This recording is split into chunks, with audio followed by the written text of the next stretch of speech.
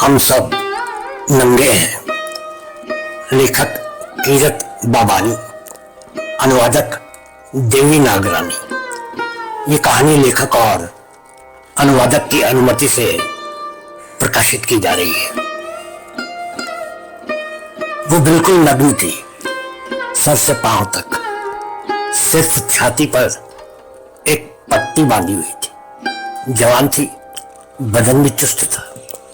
मैं अपने ख्यालों में गुम समुद्र के किनारे श्यामल धुंधलके में पैदल तेज कदमों को आगे बढ़ाता जा रहा था। वो कहां से आई, कब आई, कैसे मुझ तक पहुंची, इस बात की कतई भनक भी नहीं पड़ी, जब तक उसने अपने हाथ से मेरी कलाई को थामा। उसकी पकड़ बहुत मजबूत थी। इस अचानक के हमले से मैं सरापा दहल गया, शायद डर भी गया। अपने तन मन की हलचल और हालत का क्या बयान करूं। ये मेरी जिंदगी के साथ हुआ पहला हादसा था। वह मेरी कलाई को मजबूती से पकड़े हुए थे। बस उसके मुंह से सिर्फ धमाल धमाल धमाल लफ्ज निकल रहा था। उस शब्द की परतों में छुपी दर्द की सरसराहट हवा के झोंकों के साथ फिजाओं में फैल रही थी। कितने पल तो मैं बुत बना रहा, पर जल्द ही होश संभाला। क्रोध भरे स्वर में मैंने का स्वर निकाला, बिल्कुल उसी भाव से जैसे कोई गंदी चीज से किनारा करते, घृणा दिखाते हुए करता है। जब बार बार मेरी नापसंदगी जाहिर होने के पश्चात भी उसने मेरी कलाई पर से अपनी गिरफ्त ढीली नहीं की, तो मैंने गुस्से से उसे धक्का दिया और अपनी कलाई आजाद करवा ली। एक डरे हुए प्राणी की तरह मैं तेज कदम बढ़ाते हुए आगे बढ़ा। मेरा दिल तेजी से धड़क रहा था। पसीने के बावजूद भी मेरा बदन ठंडा होता जा रहा था। पीछे मुड़कर देखने की हिम्मत नहीं थी। ऐसे लगा जैसे कोई भूत मेरा पीछा कर रहा। काफी आगे बढ़ जाने के पश्चात मेरे डर का एहसास कम हुआ और दिल की धड़कन भी साधारण रफ्तार से चलने लगी। तब जाकर खुद पर सोचने की पहल की, मैं भी कितना बहादुर और साहसी आदमी। एक औरत आकर मेरी बांह पकड़ लेती है और मैं सरापा डर से मात खा गया। आज एक औरत को धक्का मारकर खुद को आजाद करवा लिया, ऐसे जैसे वो मुझे खा जाती। बहादुरी का क्या मिसाल कायम किया है मैंने जीवन में। वो कौन से मन की दशा और दिशा थी कि मैं उस औरत के नंगेपन से डर गया। क्या मेरे डर का कारण मेरे आसपास से गुजरते लोगों की नजरें थी, जो हैरत और नफरत से मेरी ओर देख रही थी? यह वो छुपा हुआ डर था कि कोई आवारा शख्स ऐसी हालत में मेरी तस्वीर ना उतार ले और फिर मेरी नैतिकता पर हमला करते हुए मुझे ब्लैकमेल ना करे। ऐसा भी हो सकता है कि ये मेरे मन का खोखला सा डर बनकर मेरा पीछा कर रहा हो। ऐसी कितनी दलीलों की कश्मकश में भी मैं राहत ना पा सका। अपने किए गए शर्मनाक व्यवहार के लिए मेरी कोई भी दलील मुझे अपनी परेशानी से बाहर लाने में कामयाब ना हुई। यह हादसा मुझ पर इतना हावी रहा कि मैं अपने घर वापस भी किसी दूसरे रास्ते से गया, इस डर से कि कहीं फिर ना उसी हालात से रूबरू हो जाऊं। घर पहुंचा तो खामोश रहा। हालांकि डर का एहसास भी धीरे धीरे कम हुआ जा रहा था, पर मेरा मन शांत था। डर के स्थान पर अब गुनाह का एहसास उभरा। अपने भले मानुष होने का भ्रम चकनाचूर हो चुका था। गुनाह का एहसास जहरीला जायका पैदा करके मेरे मन शरीर को झकझोरता रहा। फिर सुबह वाला दृश्य मेरे सामने फिरता रहा और मैं अपने कार्य को धिक्कारता रहा। वो सारा दिन मैंने परेशानी की हालत में गुजारा।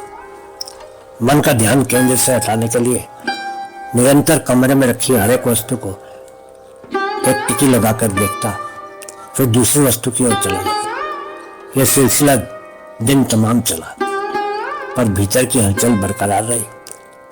दूसरे दिन नियमानुसार तैयार होकर समुद्र किनारे टहलने के लिए निकला।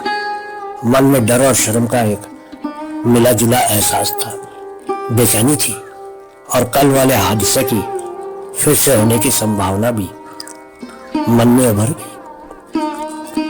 मैं धीरे धीरे चलता आकर बिल्कुल उसी जगह पर रुक गया। चारों तरफ नजरें घुमाई, हर कोना नजर से गुजरा। दूर छोलियां मारते समुद्र तक नजर गई, पर कल वाली औरत मुझे कहीं नजर नहीं। किसी से उसका पता भी नहीं पूछ सकता था। ऐसी बेहयाई भी नहीं कर सकता था कि एक ऐसी औरत का पता पूछूं। अचानक मेरे भीतर एक सवाल ने जन्म लिया कि मैं उस औरत की तलाश आखिर किस कारण कर रहा हूं। कल ही तो मैंने उसे धक्का देकर खुद को आजाद करवाया था। आज मेरे मन में पछतावे का एहसास है, यह उससे माफ करवाने की आशा। अगर वो औरत फिर से अपने उसी हाल में आकर मेरे सामने खड़ी हो जाए तो क्या मैं उसकी नम्रता की दहशत सह पाऊंगा या फिर भागकर जान बचाऊंगा? इन सवालों में उलझता अब मैं एक नए भ्रम का शिकार होने लगा कि मुझे हकीकत में ऐसी औरत से पूरी हमदर्दी होनी चाहिए। उसकी उस हालत का दर्द महसूस करना चाहिए, उसके लिए कुछ सोचना चाहिए और उसकी बेबसी भरी जिंदगी की कहानी को तहों तक पहुंचाना चाहिए। हालांकि मैंने ये भी जाना कि वो औरत हमदर्दी जैसे जज्बे के बहुत ऊपर उठ चुकी थी। दुख, पीड़ा, शर्म और बेमुख हो चुकी थी और शायद मैं खुद से सुलह करने के लिए ये सब सोच रहा था। या फिर दिल में एक और ख्याल आया। मैंने सोचा चलो मैं भी मान लूं कि मैंने एक नैतिक गुनाह की है, पर यह दोष क्या मुझ पर भारी हालत में नहीं थोपा किया? क्या मैं ऐसे गुनाह के दामन बचा सकता था? अगर खुद को आजाद कराकर भागना जाता तो दूसरा कौन सा रास्ता था उस हालत से बाहर निकलने का? मैं तो उसकी लाज भी ढांप नहीं सकता था, उसके एहसासात को भी समझ नहीं सका, उसके धमाल धमाल धमाल लफ्जों के बीच के दर्द को भी पढ़ नहीं सका। मैं उसे कोई भी सहारा दे ना सका तो फिर मैं क्या कर सकता था? मैं चाहते हुए भी उस हादसे को भुला नहीं पाया। न ही अपना रोज का समुंदर किनारे सैर करने का नियम तोड़ा। इसलिए वहां पहुंचते ही चाहे अनचाहे नजरें उस औरत को तलाशती।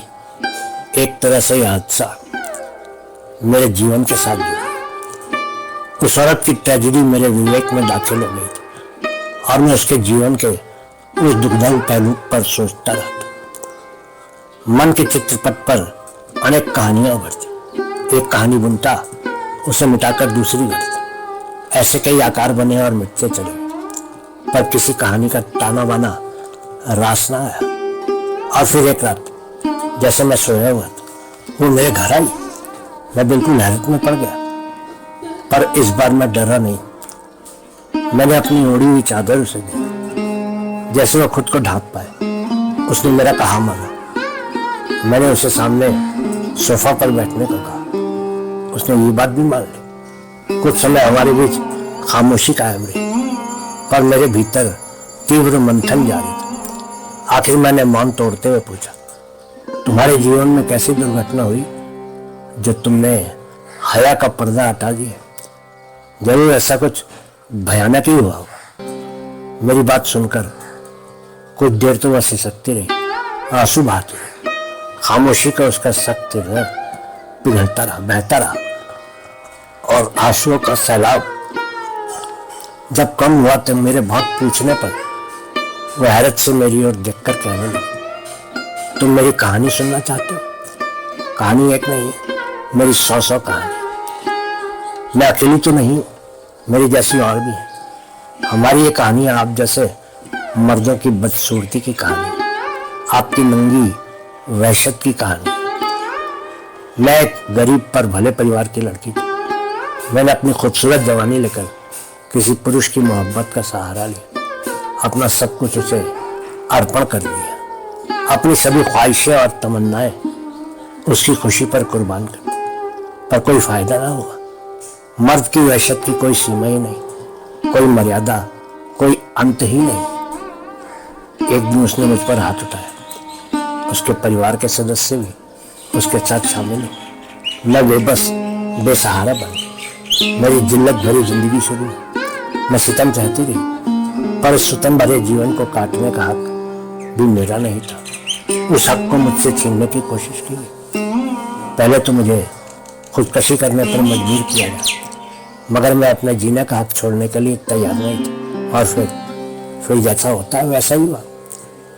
जिनको अपनाया था, जिंदगी का सहारा समझा था, वे मुझे अर्थी पर सुलाकर जलाने की तैयारियां करने लगे। मुझे इस बात की भनक पड़ गई कि मेरा कफन तैयार हो रहा है। और एक दिन सच में जब मुझ पर घासलेट उड़ेला गया, मैंने सभी को धक्के देकर घासलेट के गीले कपड़े उतार कर फेंक दिए। उन सभी सदस्यों को नंगा करके मैं घर से बाहर निकला। उसके बाद मैंने वे वस्त्र फिर नहीं पहने। जो वस्त्र स्त्री की हाय को ढांपने के साधन है, उसको भी अगर आप मर्द उसकी मौत का सामान बना देते, तो फिर नारी वो वस्त्र पहने क्यों? एक बेबस औरत के ऊपर उस हालत में क्या गुजरा होगा, वो तो तुम मर्द जात होकर अच्छी तरह समझ सकते हो। मेरा जीवन इंसानी है भी और नहीं, पर मैं अपना अंत लाना नहीं चाहती।